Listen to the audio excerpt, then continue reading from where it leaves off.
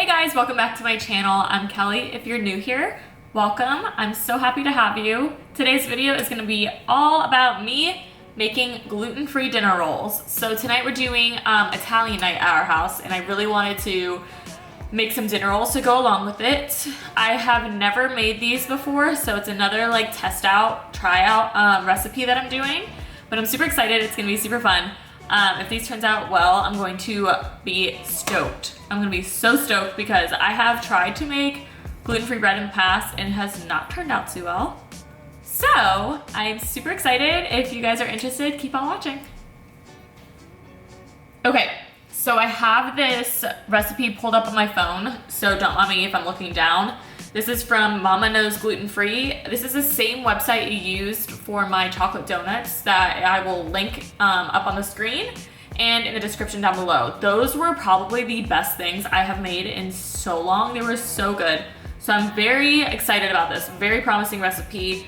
Doesn't require too many ingredients, so that's a good start. So we're just gonna hop right into it. You want to put a large bowl, so I'm gonna use my stand mixer because they do in this recipe. You want to put 3 cups of flour. I'm going to use the Bob's Red Mill 1-to-1 baking flour. This is probably one of the best baking flours that you can use. Works for basically every recipe I've ever had to use. So we're gonna scoop in 3, I'm gonna do it the way that you're not supposed to do it, but I'm gonna scoop it out. This recipe says that like you wanna make sure that it's leveled off. So let me grab a knife from over here and just level that on off. So you're gonna add 3 cups of flour into your stand mixer. So make sure that you're getting all of that in there. So that's 2. 1 more.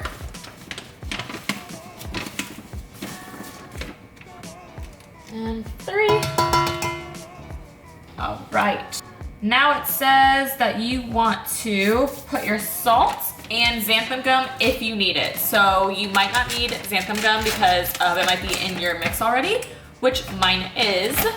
So I'm not even gonna worry about that part of it. For the salt, let me grab that real quick. You're going to need 1 teaspoon of salt.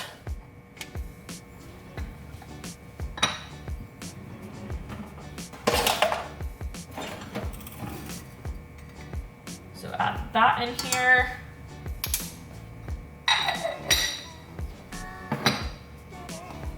All right, what's next?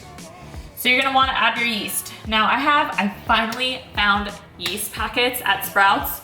I was so happy. They've had them for the past few weeks and I make sure to snag them every time I go because of things like this that I want to do. So you're gonna need 1 3/4 teaspoon of rapid yeast, and this is what I have. But these packets are very interesting because they don't have like a rip and there's 3 separate ones, and this is equal to 2 1/4 teaspoons. So I'm gonna have to adjust the amount for this. Okay, so before you put your yeast in, you want to make a little hole in your flour. So, like it says in the recipe, you want to make a little hole inside the flour. So we're just gonna dig a little hole in here. And that's where our yeast is gonna go. All right, so here is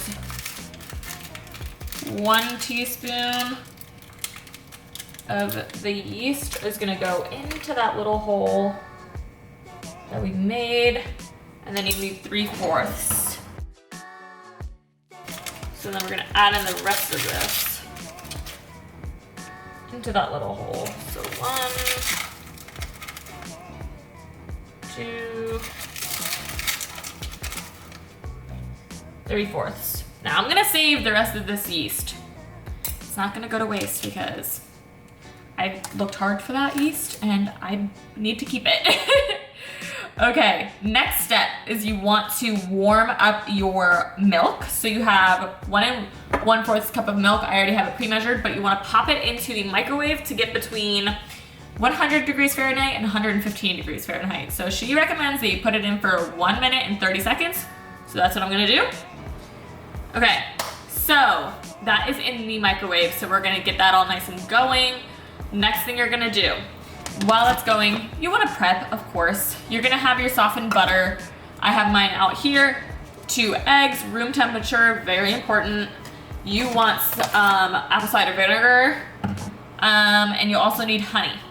So all things to consider while you're making this recipe. Now, I have not had dinner rolls in probably like 7 years. Honestly, that's when I got diagnosed with celiac, and probably haven't had them since. I can't even remember the last time I had a roll that was homemade and like piping hot and delicious. So I'm so excited, especially since we're making Italian food tonight and I can dip it all in there and it's gonna be so good. I'm so ready for this, so ready. I hope you guys are ready. I actually got this recommendation from one of you guys in one of my comments to make these dinner rolls.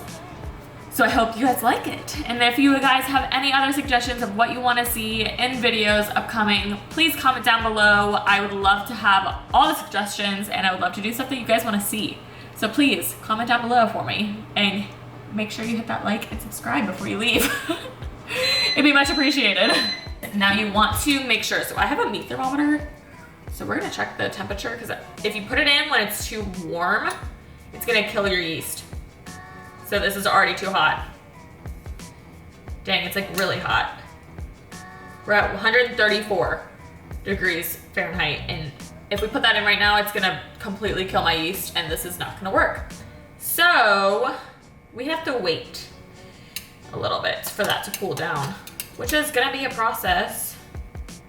But you know, baking is a labor of love.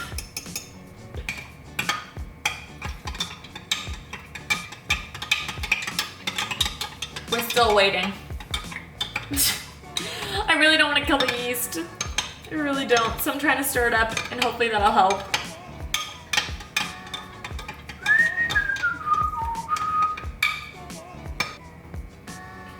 And 17.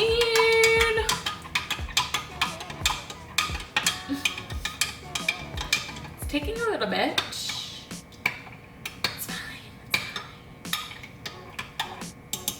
We're almost there, we're almost there, we're almost there. 116. Don't leave it in for 1 minute and 30 seconds, I'm telling you. Do like a minute.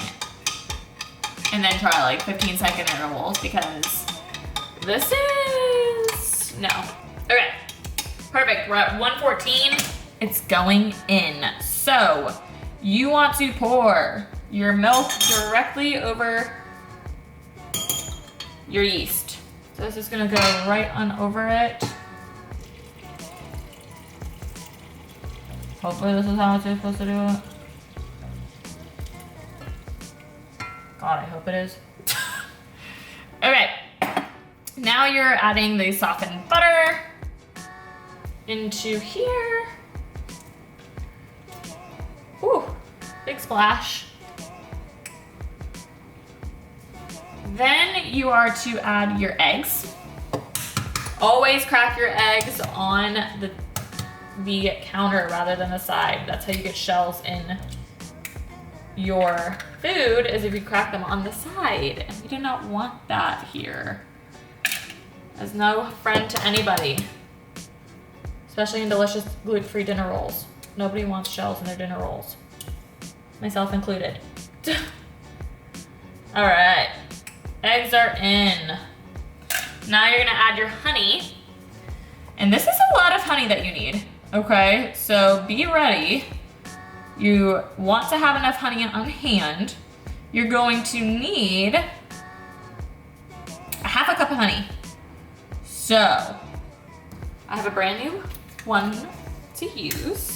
I still am using my Florida honey that I talked about in my what I eat in a day. But that's for special occasions, and I don't have a 1/2 cup left. So we're doing our best with what we have. half a cup, half a cup. Where are you at? Half a cup. Oh my gosh, where are all of my, we're gonna do two of these. 2 1/4 cup. Oh, man.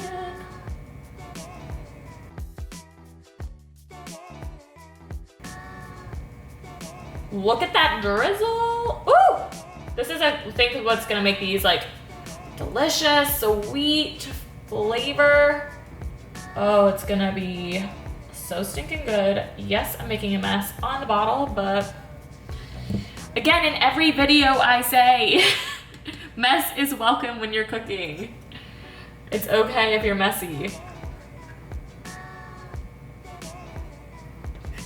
Make sure you get all that honey in there. You want every last drop of that. Okay. For your apple cider vinegar goes in next. You are going to need, where is it? 1 teaspoon, which I have right here. Apple cider vinegar.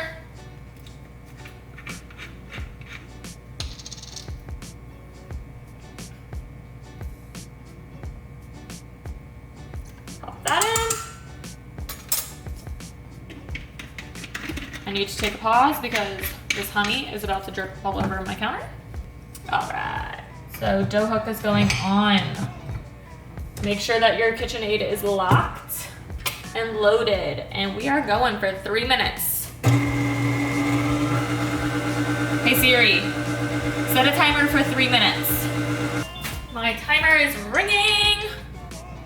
All right, so let's check it out.